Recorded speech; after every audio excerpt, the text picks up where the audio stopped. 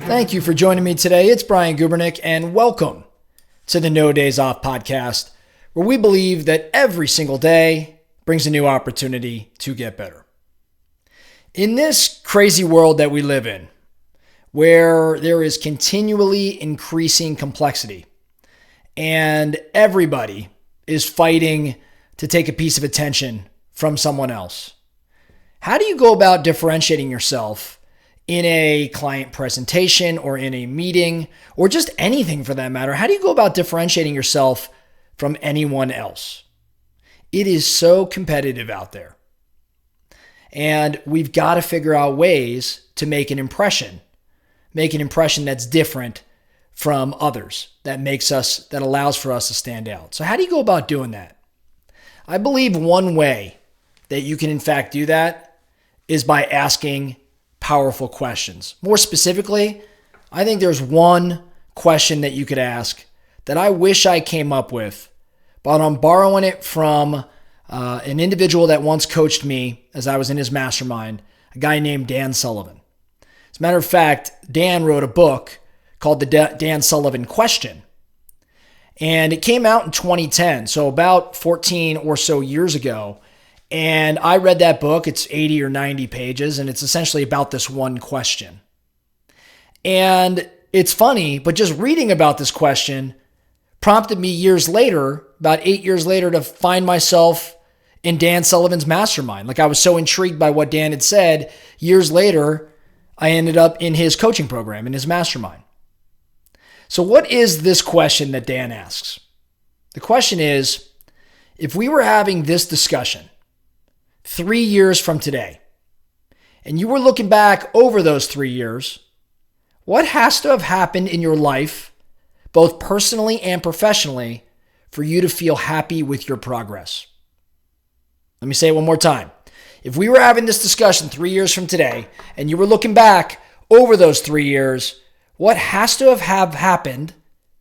What has to have happened in your life, both personally and professionally, for you to feel happy with your progress? Ask this question, and then don't say anything else until the person you're asking it of responds. Get real comfortable with the silence, that uncomfortable silence, after you ask this question, if you have to be. Give people as much time as they need to answer the question. Don't be surprised if it takes them 15, 30, maybe an hour to actually come up with a solid answer to this question. Why is it so powerful? Here's why. The question really enables people to simplify their personal and professional complexities. It provides a framework.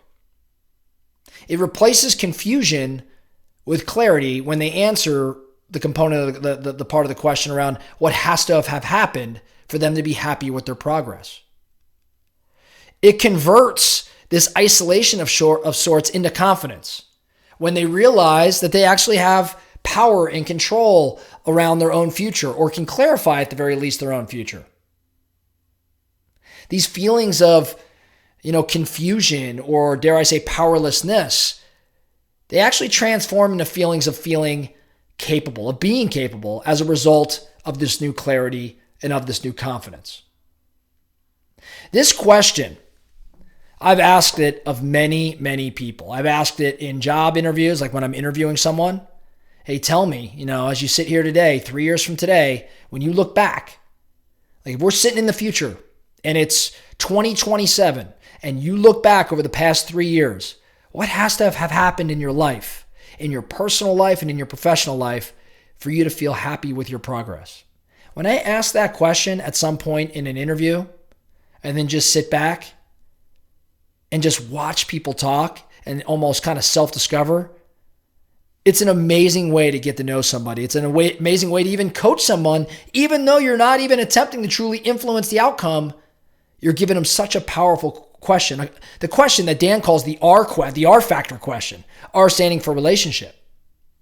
You ask the question, you sit back, and the responses just bring you closer to that individual, at least in understanding their motivation. Now, there's a follow-up question that you may want to ask. It's an add-on question.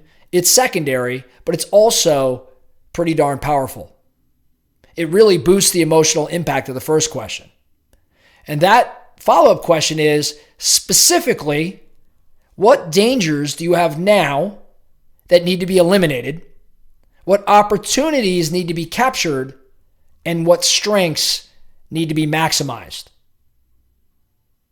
So what dangers do you have now that need to be eliminated? What opportunities need to be captured or seized? And what strengths need to be maximized? This question makes it easy for people to articulate what is most important to them. By making them really think inside this particular structure, and it uses powerful, what I would call motivating emotion. So you're really digging deep and getting them to think. Even the most rational of people start thinking from this emotional kind of foundation. So why am I sharing this with you today? I think everyone here at the No Days Off podcast or listening to the No Days Off podcast, you are finding yourselves in positions where you need to get to know someone at a deeper level. Maybe you need to earn the respect of someone. Maybe you need to get a better understanding around someone's motives or direction. Maybe you're just looking to influence, but until you could actually influence, you've got to do some discovery and understand what even motivates an individual. This question, when you ask it right, it gives the person that's answering a sense of emotional freedom. And it puts you in the right position in this subject's mind.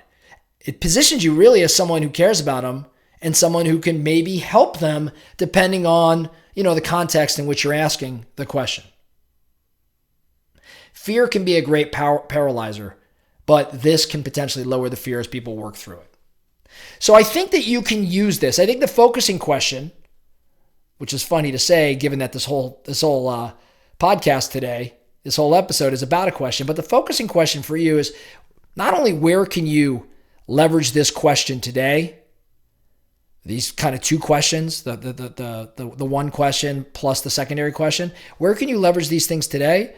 But also, how can you personally leverage this question in your own life, in your own professional world? It might be, I love these whiteboard questions, what I call whiteboard questions, things that, you write on a whiteboard and you stare at for a while, then you start brainstorming and jot down your answers. If you asked yourself or you thought to yourself, if I'm sitting here 3 years from today and I'm looking back over the past 3 years, what has to have happened in my life for me to feel both personally and professionally like I've progressed, that I'm happy with my progress? I challenge you to ask yourself that question today.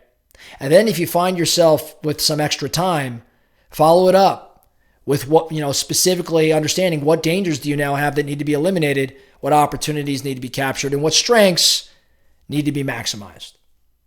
If you want to read further into this question, check out the book. Like I said, it was written in 2010 by Dan Sullivan called The Dan Sullivan Question. It's a good one. It's 88 pages, and I think you might learn a bit, but I think I gave you the crux of what everything's about. That's all I have for you today, the No Days Off podcast. Thank you so much for listening, and remember, every single day brings a new opportunity to get better. So let's get after it.